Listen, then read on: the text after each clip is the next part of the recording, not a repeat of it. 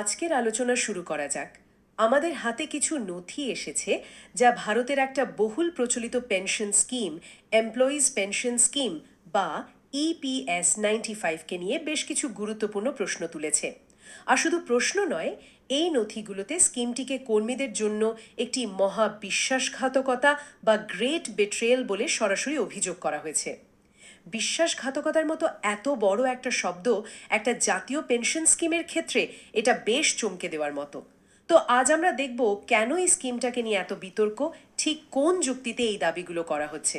চলুন এর ভেতরটা একটু তলিয়ে দেখি। একদম। আর আলোচনাটা শুরু করার আগে একটা প্রেক্ষাপট বোঝা খুব জরুরি। ভারতে অবসরকালীন সুবিধার ক্ষেত্রে দুটো আলাদা জগৎ আছে। একদিকে আছেন কেন্দ্রীয় বা রাজ্য সরকারি কর্মচারীরা, যাদের জন্য পুরনো পেনশন স্কিম বা ওপিএস এর মতো ব্যবস্থা ছিল। আর অন্যদিকে আছেন সরকারি সংস্থা, রাষ্ট্রায়ত্ত সংস্থা বা বেসরকারি প্রতিষ্ঠানের বিশাল সংখ্যক কর্মী, যাদের জন্য ছিল কন্ট্রিবিউটরি প্রভিডেন্ট ফান্ড। এই দুটো ব্যবস্থার মধ্যে আকাশ পাতাল তফাৎ ছিল। আর আমাদের আজকের আলোচনার কেন্দ্রবিন্দু কিন্তু এই দ্বিতীয় গোষ্ঠীর কর্মীরা। ঠিক আছে, তাহলে এই ইপিএস 95 স্কিম আসার আগে তাদের জন্য ঠিক কি ব্যবস্থা ছিল? মানে 1995 সালের আগে একজন সাধারণ কর্মী অবসরের পর কি পেতেন? 1995 সালের 16ই নভেম্বরের আগে ব্যবস্থাটা ছিল খুবই সোজাসাপটা।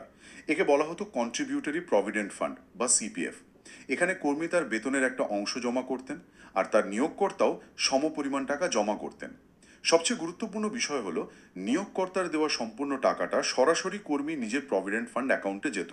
মানে আপনার টাকা আপনারই থাকতো। তার মানে পুরোটাই ব্যক্তিগত সঞ্চয়ের মতো। ঠিক তাই। এটা ছিল আপনার ব্যক্তিগত সঞ্চয়ের একটা পাত্রের মতো। বছরের পর বছর ইপিএফও দ্বারা ঘোষিত হারে তাতে সুদ জমতো। আর অবসরের সময় কর্মী সুদ আসলে একটা বড়সড় থোক টাকা একবারে পেয়ে যেতেন। নিজের জমানো টাকার ওপর সম্পূর্ণ নিয়ন্ত্রণ থাকতো কর্মীর। বেশ সরল একটা ব্যবস্থা। তাহলে 1995 এমন কি হলো যে এই সরল ব্যবস্থাকে বদলে ফেলার দরকার পড়লো? ইপিএস 95 স্কিমটা ঠিক কিভাবে কাজ করতে শুরু করলো? এখানেই গল্পের মোড়টা ঘুরল। সরকার ঠিক করলো যে এই থোক টাকার ব্যবস্থার বদলে একটা মাসিক পেনশনের ব্যবস্থা চালু করা হবে। উদ্দেশ্যটা ভালো ছিল, যাতে কর্মীরা অবসরের পর প্রতি মাসে একটা নির্দিষ্ট টাকা পান। কিন্তু কিন্তু টাকাটা আসবে কোথা থেকে? সরকার নতুন করে কোনো টাকা দিল না। ঠিক, সরকার নতুন কোনো টাকা দেয়নি।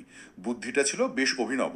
নতুন নিয়ম অনুযায়ী নিয়োগকর্তার কন্ট্রিবিউশনের একটা অংশ একটা নির্দিষ্ট বেতনের সীমা বা সিলিং পর্যন্ত আর কর্মীর ব্যক্তিগত প্রভিডেন্ট ফান্ড অ্যাকাউন্টে জমা না হয়ে নতুন তৈরি হওয়া এই পেনশন স্কিমের তহবিলে চলে যেতে শুরু করলো। এক মিনিট। অর্থাৎ যে টাকাটা আগে কর্মীর ব্যক্তিগত সঞ্চয় হিসেবে জমা হচ্ছিল, তার একটা অংশ কেটে নিয়ে একটা সম্মিলিত পেনশন তহবিল বা কালেকটিভ পুল তৈরি করা হলো। তার মানে আমার নিয়োগকর্তা আমার জন্য যে টাকাটা দিচ্ছিলেন তার একটা অংশ আর আমার রইল না, সেটা একটা কমন পুলে চলে যেতে শুরু করলো। কিন্তু কেন? এই কমন পুলের কাজটা কি? ঠিক এই প্রশ্নটাই আসল জায়গায় নিয়ে যায়। এই নথিগুলোতে বলা হয়েছে, এই স্কিমটা চলে বিমার নীতির বা প্রিন্সিপালস অফ ইন্স্যুরেন্সের উপর ভিত্তি করে। আর এখানেই বিষয়টা বেশ জটিল হয়ে ওঠে। বিমার নীতি একটা পেনশন স্কিমে? ব্যাপারটা ঠিক কেমন? একটু সহজ করে বললে ভালো হয়। ব্যাপারটা অনেকটা গাড়ির ইন্স্যুরেন্সের মতো। ভাবুন, 100 জন লোক নিজেদের গাড়ির জন্য প্রিমিয়াম দিয়ে একটা বড় তহবিল তৈরি করে। কিন্তু বছরের শেষে টাকাটা শুধু সেই পায় যার গাড়ির অ্যাক্সিডেন্ট হয়। এখানেও তাই, সবাই মিলে নিয়োগকর্তার কন্ট্রিবিউশনের অংশ দিয়ে একটা পুল তৈরি করছে। এই মডেলটাকে বলা হয় ডিফাইন্ড কন্ট্রিবিউশন, ডিফাইন্ড বেনিফিট। মানে আপনার কন্ট্রিবিউশন নির্দিষ্ট, কিন্তু আপনি যে সুবিধা বা পেনশন পাবেন সেটাও একটা নির্দিষ্ট ফর্মুলা মেনেই হবে, আপনার মোট জমার পরিমাণের ভিত্তিতে নয়। আর এই বিমার বিষয়টা কি? অ্যাক্সিডেন্টটা কি এখানে? এখানে ঝুঁকি বা অ্যাক্সিডেন্ট হলো কর্মরত অবস্থায় কোনো কর্মীর মৃত্যু। যদি কোনো কর্মী কর্মরত অবস্থায় মারা যান, তবে তার পরিবার অর্থাৎ স্ত্রী বা স্বামী এবং 25 বছর বয়স পর্যন্ত দুটি সন্তান এই সম্মিলিত তহবিল থেকে পেনশন পাবে।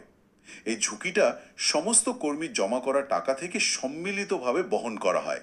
অর্থাৎ আপনার টাকার একটা অংশ আপনার সহকর্মীর পরিবারের সুরক্ষার জন্য ব্যবহার হচ্ছে। আচ্ছা আচ্ছা, এবার পরিষ্কার হলো। তত্ত্বগতভাবে শুনতে তো ভালোই লাগছে যে সহকর্মীর পরিবারকে সুরক্ষা দেওয়া হচ্ছে। কিন্তু প্রশ্ন হলো, এর ফলে কর্মীদের ব্যক্তিগতভাবে কি কোনো আর্থিক ক্ষতি হচ্ছে? আমাদের হাতে যে নথিগুলো আছে সেখানে কি কোনো কংক্রিট হিসাব দেখানো হয়েছে? হ্যাঁ, এবং এই হিসাবটাই বিতর্কের একেবারে কেন্দ্রে রয়েছে। উদাহরণটা বেশ চমকপ্রদ। ধরুন, একজন কর্মী 16ই নভেম্বর 1995, অর্থাৎ স্কিম শুরুর দিন থেকে 28শে ফেব্রুয়ারি 2025 পর্যন্ত এই স্কিমে টাকা জমা দিয়েছেন, প্রায় 29 বছর ধরে। ইপিএফওর বিভিন্ন সময় ঘোষিত সুদসহ তার পেনশন ফান্ডে মোট জমার পরিমাণ দাঁড়ায় 8,95,536 টাকা। প্রায় 9 লক্ষ টাকা। তার মানে অবসরের পর বেশ ভালো একটা অঙ্ক পাওয়ার কথা। তো এই বিপুল পরিমাণ জমার ভিত্তিতে উনি মাসিক পেনশন পাচ্ছেন কত? মাসিক মাত্র 4,180 টাকা। 1 মিনিট, কি বললেন? হ্যাঁ, নিজের জমানো প্রায় 9 লক্ষ টাকার ওপর মাসিক পেনশন মাত্র 4,180 টাকা। এটা তো অবিশ্বাস্য রকমের কম শোনাচ্ছে। আমার মাথাতেই ঢুকছে না কিভাবে সম্ভব। ঠিক এখানেই তো আসল প্রশ্নটা।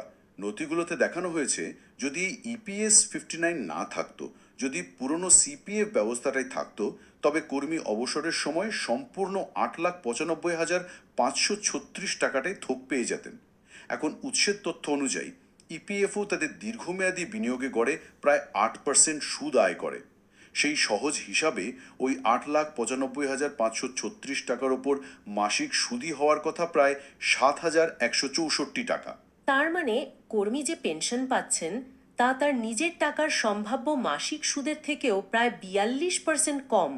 যা সুদ হতে পারত তার মাত্র 58% মতো তিনি পেনশন হিসেবে পাচ্ছেন।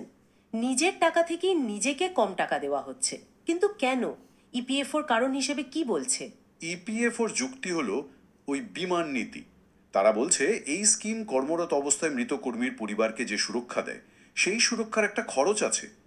এই যে পরিবারকে পেনশন দেওয়ার ঝুঁকি, সেই খরচটা বাকি কর্মীদেরই বহন করতে হয়। তাই পেনশনের পরিমাণ কমে যায়। কিন্তু 1 মিনিট থামুন। কর্মরত অবস্থায় কারোর মৃত্যু হলে তার পরিবারকে সুরক্ষা দেওয়াটা তো একটা ভালো উদ্যোগ। এটা তো একটা সামাজিক দায়িত্ব। সব পেনশন স্কিমেই তো আর এরকম কিছু থাকে, তাই না? তাহলে এটাকে বিশ্বাসঘাতকতা বলা হচ্ছে কেন? নিশ্চয়ই এর মধ্যে আরো কিছু আছে। এখানেই বৈষম্যের অভিযোগটা আসছে। উৎসের সবচেয়ে বড় প্রশ্ন হলো, শুধুমাত্র সরকারি সংস্থা বা বেসরকারি প্রতিষ্ঠানের কর্মীরা কেন এই সামাজিক বীমার বোঝা একা বহন করবে, যেখানে কেন্দ্রীয় বা রাজ্য সরকারি কর্মচারী, এমনকি ইপিএফও নিজের কর্মচারীদেরও এই বোঝা বহন করতে হয় না? এটা তো একটা মারাত্মক পয়েন্ট। তাহলে ওই সব ক্ষেত্রে কি হয়? তাদের পরিবার কি কোনো সুরক্ষা পায় না? অবশ্যই পায়, কিন্তু তার জন্য তাদের পেনশনের টাকা থেকে কোনো অংশ কাটা হয় না। কেন্দ্রীয় বা রাজ্য সরকারি কর্মচারীদের পরিবার কর্মরত অবস্থায় মৃত্যুর ক্ষেত্রে সরাসরি সরকারি সাহায্য পায়। যেমন ব্রেডউইনার স্কিমের অধীনে পরিবারের একজনকে চাকরি দেওয়া হয় বা অন্যান্য বড় অঙ্কের আর্থিক সুবিধা দেওয়া হয়।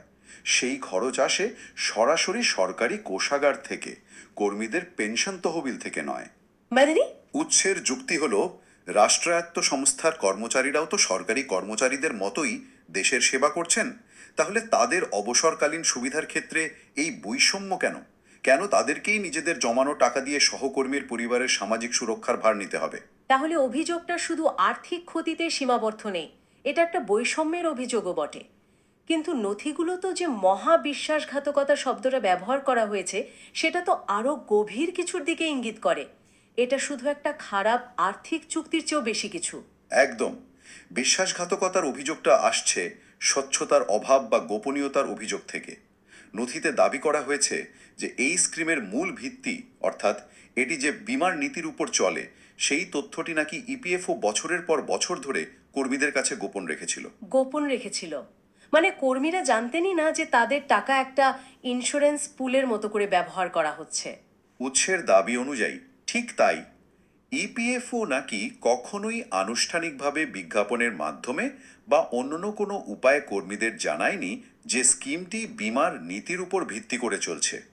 এমনকি 1995 সালের 5ই জানুয়ারি স্কিম নিয়ে কর্মীদের মধ্যে ভুল ধারণা দূর করার জন্য বিভিন্ন সংবাদপত্রে যে বিজ্ঞাপন দেওয়া হয়েছিল, তাতেও এই মূল নীতির কোনো উল্লেখ ছিল না।